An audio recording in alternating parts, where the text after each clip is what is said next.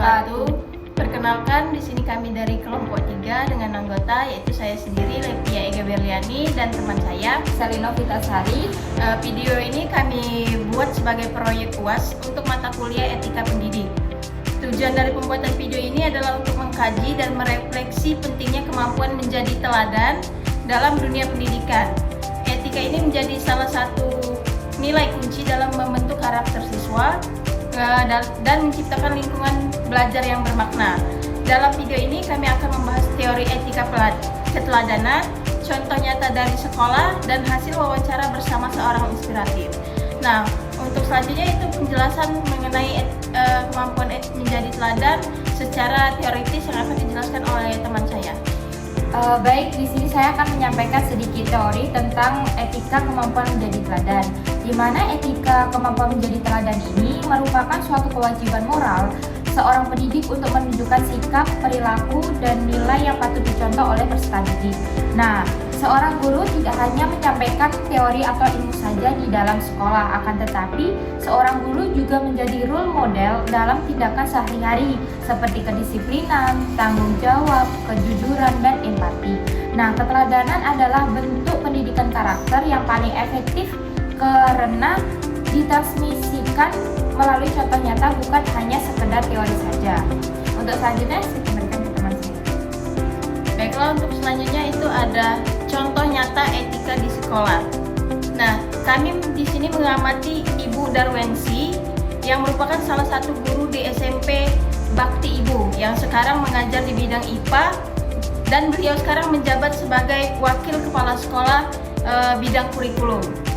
Beliau dikenal oleh siswa dan rekan gurunya sebagai pribadi yang rendah hati, jujur, sopan santun, lincah, dan ceria, serta sangat peduli dengan perkembangan karakter siswanya.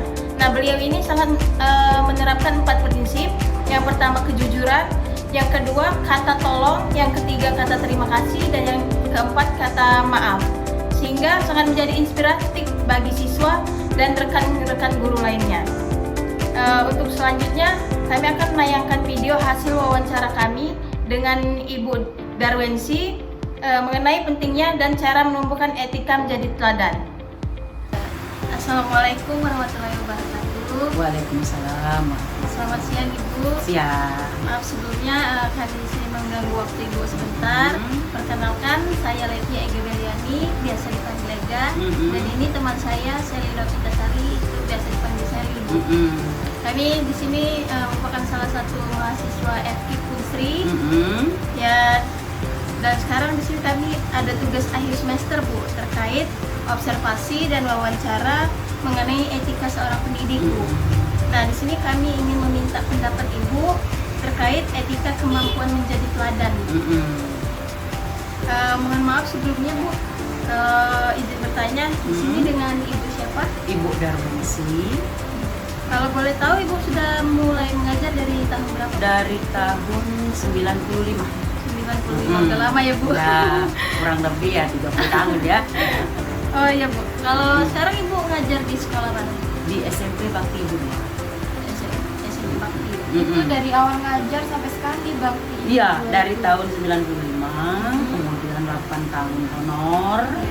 Terus ada pengangkatan, alhamdulillah lulus. Ibu kepingin ditempatkan di situ kembali sampai sekarang. Insya Allah sebentar lagi tahun depan pensiun. Jadi guru negeri tapi ditempatkan di swasta. Iya. Bu, kalau boleh tahu Ibu mengajar di Bidang IPA. IPA. Baiklah Bu, ya mungkin untuk mempersingkat waktu, kami minta izin ke Ibu, apakah boleh kami mewawancara Ibu, meminta pendapat dari Ibu? Boleh. Mungkin langsung saja ke pertanyaan pertama ya Bu. Dari kami, menurut Ibu, mengapa penting bagi seorang guru itu untuk menjadi teladan bagi siswanya? Jadi gini, karena kan guru itu adalah orang yang bisa ditiru, digugu dan ditiru. Berarti kan bisa mencontohkan sesuatu. Jadi wajarlah kalau guru itu harus memberikan contoh yang terbaik untuk siswanya. Di antaranya misal, kalau berbicara dengan menggunakan kata-kata atau bahasa yang baik, kan ramah, senyum, gitu. Itulah salah satu tauladan untuk siswanya, biar mereka juga bisa mengikuti kita begitu maksudnya. Oke Bu, untuk pertanyaan kedua ya Bu, nilai-nilai apa aja yang paling Ibu tekankan dalam keseharian untuk dicontoh bagi siswa Ibu sendiri? Kalau Ibu itu kejujuran atau integritas ya. Soalnya kenapa harus jujur? Karena kita harus jujur di dalam situasi bagaimanapun. Karena kejujuran ini kalau menurut Ibu ibarat mata uang. Mata uang itu kan berlaku di mana-mana. Jadi kalau kita memiliki kejujuran, insya Allah kalau kita terjun ke dunia kerja nanti pasti akan dipertimbangkan. Oh, si Anu jangan dikeluarin atau jangan dipecat karena dia jujur. Nah itu kan merupakan nilai baik ya untuk kita kalau memang kita sudah memiliki kejujuran dari awal ditanamkan seperti itu. Itu kalau karakter jujur itu kalau menurut Ibu sangat penting. Setuju Bu. Yang pertama. Oke Bu, untuk yang ketiga ya Bu, apa kebiasaan pribadi yang Ibu jaga agar tetap konsisten dan menjadi contoh yang baik? Oh ya gitu. Kalau Ibu menerapkan 3 prinsip ya. Pertama, kalau Ibu minta tolong, menyuruh siswa, pasti tolong nak sampahnya dibersihin gitu loh. Jangan lupa mengucapkan kata tolong itu. Ya, yang kedua kalau memang sudah dia bersihkan misalnya sampah, terima kasih nak ya sudah bantu Ibu gitu. Kalau Ibu seperti itu. Terus yang ketiga, kalau misalnya Ibu nih ada tamu, terus masuk ke kelasnya agak terlambat, nak maaf nak ya tadi Ibu ada tamu jadi agak-agak telat masuk ke dalam kelasnya gitu. Jadi 3 prinsip itu yang harus kita berikan sama mereka.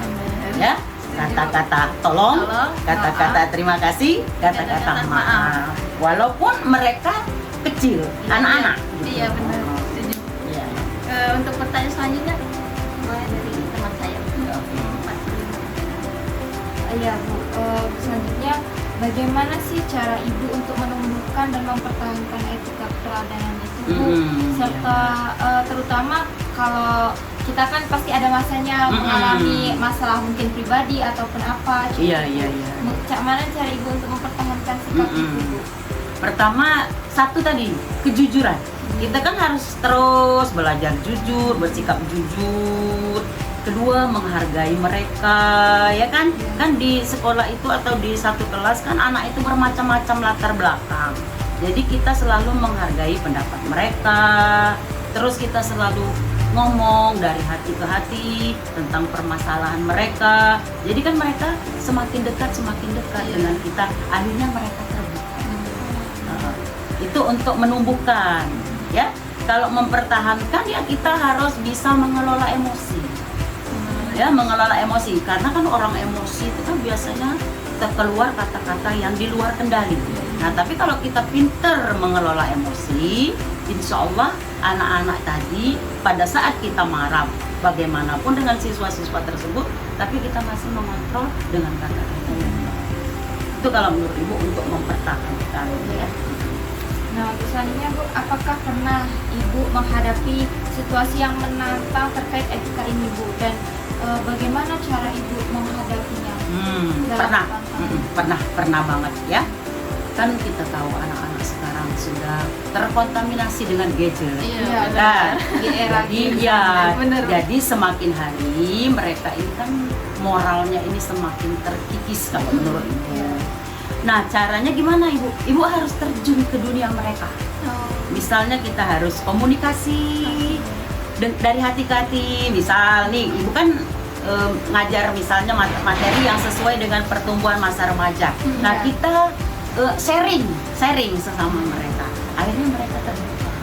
Misalnya enggak apa sih yang sebenarnya terjadi di rumah misalnya, atau mungkin berselisih dengan pacar, kan mereka kan SMP tuh gimana ya, sudah mengenal lawan jenis. Ibu ngomong, kamu mengenal lawan jenis wajar, berarti kamu normal daripada sejenis, kan begitu. Ya itu diantaranya kalau menurut Ibu seperti itu. Komunikasi yang baik ya komunikasi yang baik dan deket sama anak-anak itu. bagaimana cara kita dekat ke mereka, Bu. Iya, mereka terbuka sama Jadi kita. jalin komunikasi yang baik, intinya kita saling terbuka, Bu. Betul. Nah, Bu, ini yang terakhir, Bu. Adakah pesan-pesan Ibu kepada kami sebagai calon guru ke depannya, Bu, di dalam membangun karakter sebagai teladan yang baik di masa depan? Oke. Yang pertama, setiap orang itu kan pasti punya pilihan profesi kan? Ya. Nah, profesi apapun kita harus cinta. Yang pertama kita harus cinta profesi kita yang sudah kita pilih. Ya. Misal kita memilih sebagai seorang pendidik atau seorang guru. Setelah kita cinta dengan profesi itu, kita timbulkan atau kita rasakan dengan rasa keikhlasan, kita kerjakan atau kita jalankan dengan rasa ikhlas. Jadi yang pertama cinta profesi, yang kedua harus ikhlas. Insya Allah dengan keikhlasan itu semua pekerjaan yang kita kerjakan sesulit apapun akan terasa mudah dan menyenangkan. Itu kalau menurut Ibu. Iya. Jadi pada intinya, Bu, kita kan sebagai calon pendidik kalau memang kami terjun di dunia pendidikan, kita harus yang pertama itu jujur, Bu. Benar. Karena paling dasar itu jujur. Insya Allah kalau apapun yang kita lakukan dengan jujur itu insya Allah kita bakal mudah dilakukan. Nah, yang kedua yaitu meskipun kita sebagai seorang pendidik, kita juga harus saling menghargai dengan murid kita, Bu. Dari mulai hal maaf, minta tolong, dan makasih, karena itu memang hal yang paling penting. Meskipun itu tergolong masih dasar gitu, tapi di era sekarang nih jarang, Bu, siswa ataupun orang tua tuh lupa, Bu, kadang minta tolong tidak pakai kata tolong, sudah dibantu tidak terima kasih, dan terkadang bikin kesalahan pun ya sudah tidak maaf. Iya, benar. Dan bagaimana cara Ibu menumbuhkan tadi? Yang pertama memang harus jujur itu pokoknya jujur, saling berkomunikasi baik antara siswa dan guru, karena balik lagi, Bu, orang tua siswa di sekolah itu adalah guru. Benar. Kalau dia sudah kembali ke rumah baru ke orang tua. Iya. Saya kembalikan ke Oke, baik Ibu, terima kasih atas segala jawaban Ibu yang Ibu berikan ke kami. Terima kasih waktu serta kesempatan yang Ibu berikan ke kami. Mungkin itu saja yang bisa kami tanyakan ke Ibu. Lebih dan kurangnya kami minta maaf, Ibu, kalau ada kira-kira tingkah laku kami atau omongan kami yang kurang sopan, kami minta maaf, Ibu. Ibu juga mohon maaf jika jawabannya kurang berkenan ya. Tidak, Bu, itu udah cukup lebih, Bu. Ibu, sekali lagi terima kasih banyak Ibu telah bersedia melakukan meluangkan waktu melakukan wawancara dengan kami. Terima kasih banyak sekali lagi. Iya, sama-sama. Ibu juga terima kasih sudah berkenan berkunjung ke sini. Bye. Dari observasi dan wawancara yang sudah kami lakukan, kami menyimpulkan bahwasannya kemampuan menjadi teladan itu merupakan inti utama di dalam etika seorang pendidik. Nah, dari Ibu Darwensi kami banyak belajar di mana menjadi seorang pendidik itu perlu berpegang teguh pada sikap kejujuran, serta Ibu Darwensi ini selalu menghargai antar peserta didik maupun pendidik. Beliau selalu menerapkan kata tolong, maaf, dan terima kasih kepada siapapun, termasuk kepada para peserta didiknya.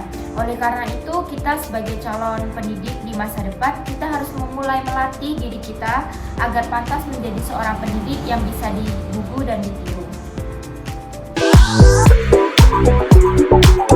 Teladanmu cerminan karakter bangsa. Mungkin itu saja penjelasan dan hasil wawancara dari kami. Kami akhiri. Wassalamualaikum warahmatullahi wabarakatuh.